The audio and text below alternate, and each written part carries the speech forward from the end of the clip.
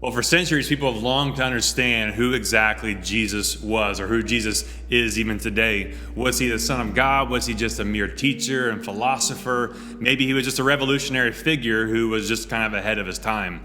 But throughout his entire ministry, this was even being discussed with Jesus. Was he the second coming of Elijah? Was he a prophet like Moses or someone like Isaiah?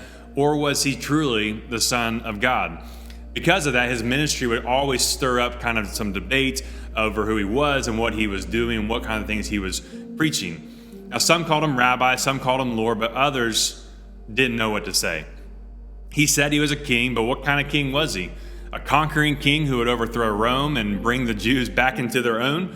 Or was he a different kind of king who was bringing in a new kingdom and a new way of life? So with that confusion also comes kind of some poor expectations. See, the people of God knew passages like Isaiah 40, which says, yes, the sovereign Lord is coming in power. He will rule with a powerful arm. See, he brings his reward with him as he comes. Or they think about Zechariah 9:9, which says, rejoice, O people of Zion. Shout in triumph, O people of Jerusalem. Look, your king is coming to you. He is righteous and victorious. The people of God were longing for a liberator, one who would come and free them from the oppression of Rome, but also even the Jewish officials. They longed to be free. They longed to be in power. They wanted their liberator and their champion. But as people do, even that we do still today, we take passages, we try to form God into our own image and try to imagine Jesus the way we want him to be.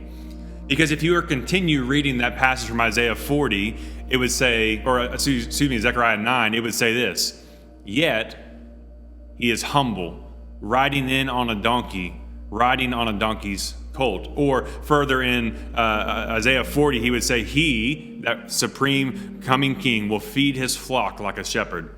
He will carry the lamb in his arms, holding them close to his heart. He will gently lead the mother sheep with their young. So you see this imagery of the righteous and victorious king humbly and gently riding into town on a donkey. Also, this conquering, powerful king coming in like a shepherd and holding the sheep, the innocent, beautiful sheep, lambs close to his heart. And throughout his ministry, Jesus declared many things about him. Right? He declared many things about himself. Just even in the Gospel of John alone, he said the 7 I am statements. I am the bread of life. I am the light of the world. I am the door. I am the good shepherd, the resurrection and the life, the way, the truth, and the life. And he also says, I am the true vine.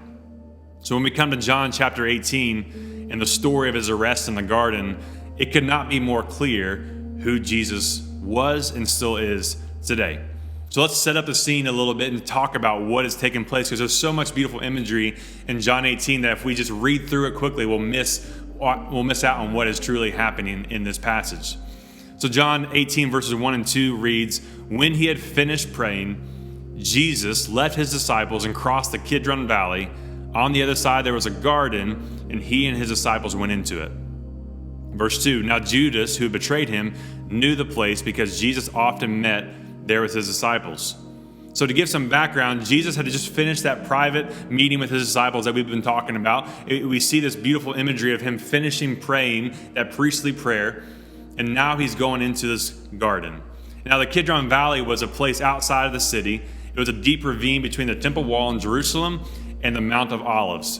Now Jesus and his disciples crossed over this ravine into this place, and this was a place they would gather frequently. We see throughout Scripture Jesus going out into isolation to pray, and a common place was this garden. The other Gospels talk about this being the Garden of Gethsemane. And there's so much power in the names and what these names mean. Gethsemane also is meaning oil press, this place where they would press and crush olives to produce that olive oil. Now Kidron, on the other hand, means dusky and gloomy. And part of the reason it was called this is because the water in the stream in that ravine was often stained with the blood that came from the temple and animal sacrifices.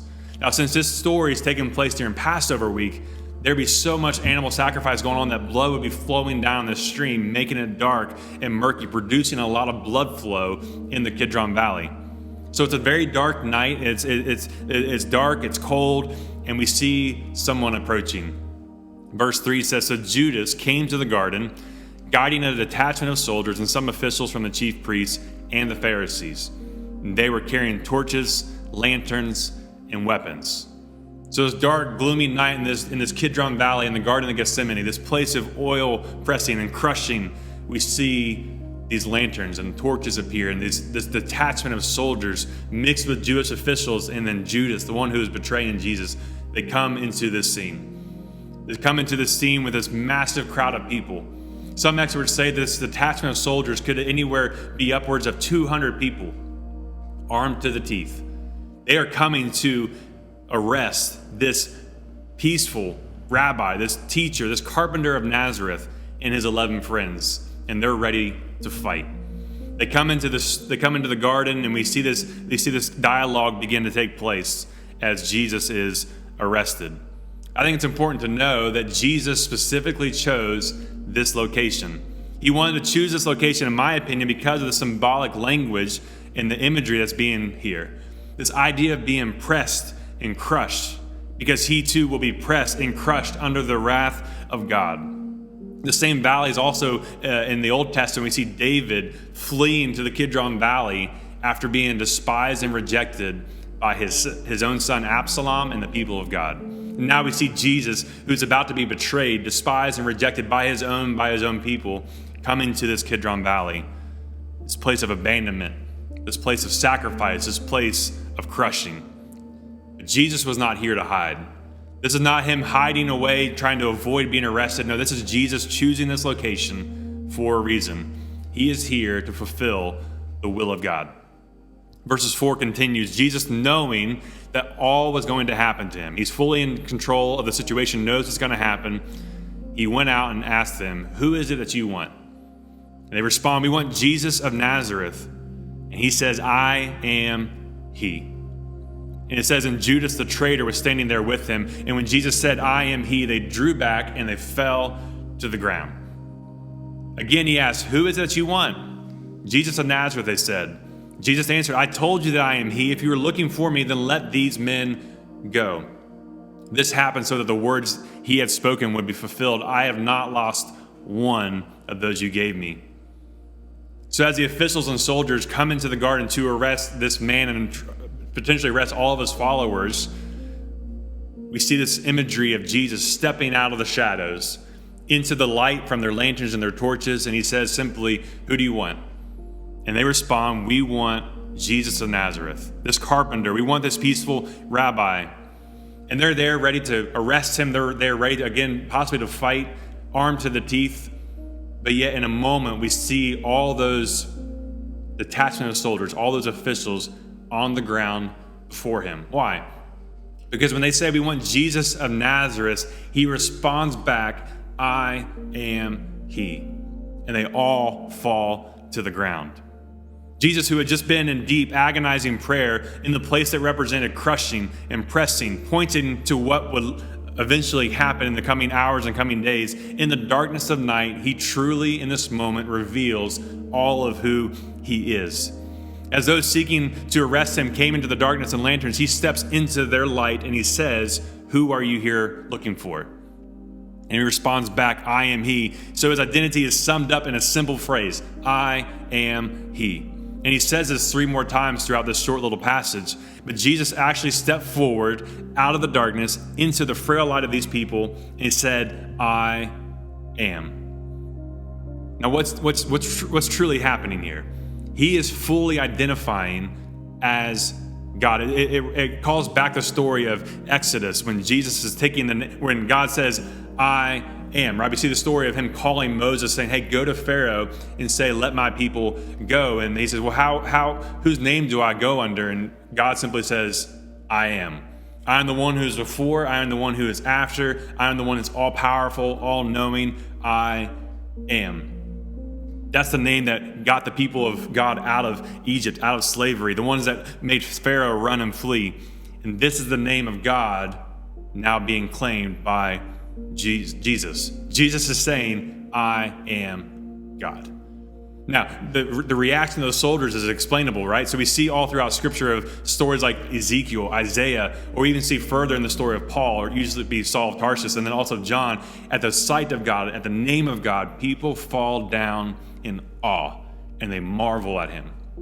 So Jesus says, I am he, and the soldiers and the officials and Judas possibly even too fall down in awe of Jesus, God in flesh. But he wasn't just telling them what or who he was. He was also telling them what he came to do. I love in verse 8 and 9 when he says, I told you that I am he. If you are looking for me, then let these men go. This happened so that the words he had spoken would be fulfilled. I have not lost one that you gave me. But simply this is that Jesus is saying, I came to do a work. I came so that they could have life and walk away. I came so that they could be delivered. So take my life. I lay it down freely so that they could have life. Punish me so that they could be forgiven. This is the story of salvation right here. He's deliberately saying, take me and let them go. Let them go has also the same connotation as the word forgiveness, which is absolutely extraordinary because it's basically saying, take me and forgive them. Take me, forgive them. I will go to my death so that they and you could be forgiven. But once again, we see in this story a person who loves Jesus but simply is misunderstanding who he is. We know the story of Peter. He's very zealous and passionate about following Jesus. And so he does what probably many of us would do for a friend and a faithful teacher.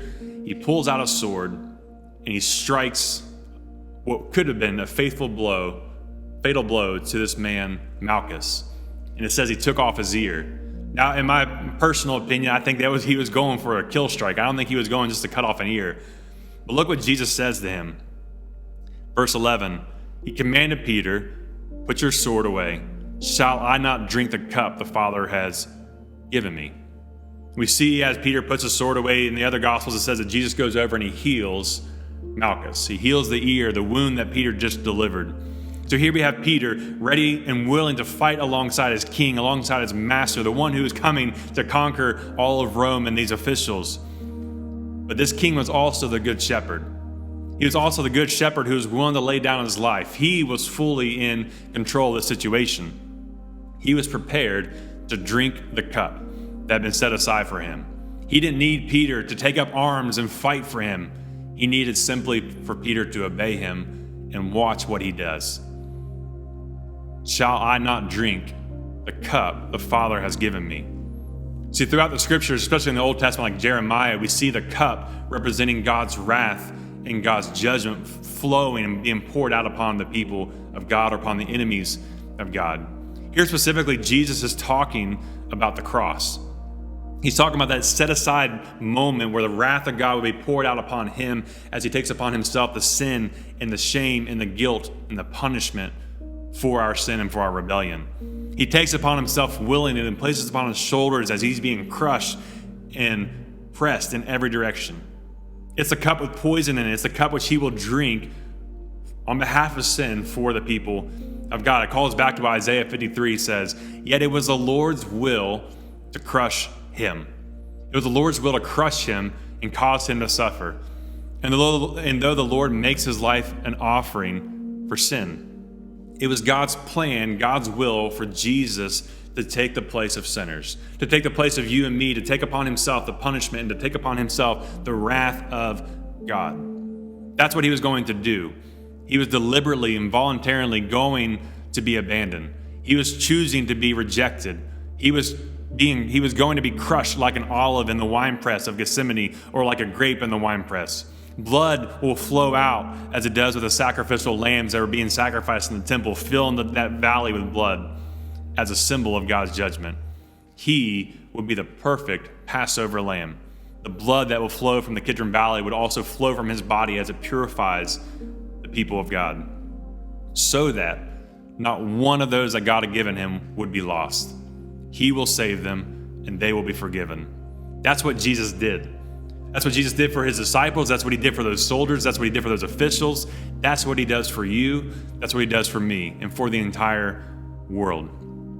So in a day like today where there's still so much confusion over who Jesus is, whether he's a teacher, a prophet, a political leader, or just another revolutionary figure, this story shows who Jesus was. This is who Jesus still is. He's still God in flesh, laying down his life for his sheep, for his people, following the will of God and taking the cup of wrath that was set aside for us. Taking the cup that was destined to be our punishment. He took it upon himself. Isaiah continues in that passage when he says, surely he took up our pain, he bore our suffering, yet we considered him punished by God, stricken by him and afflicted. But he was pierced for our transgressions. He was crushed for our iniquities. The punishment that brought us peace was on him, and by his wounds we are healed. That's Jesus. That's who Jesus is. He is the shepherd king, coming in power, but also gentleness and humility, coming to lay down his life for his sheep, to gather them and to bring them close to his own heart, holding them dearly in his arms. Do you see that Jesus? Do you recognize that Jesus? Because he wants to bring you close to his heart. Will you chase after him and follow him and embrace him as he has embraced you?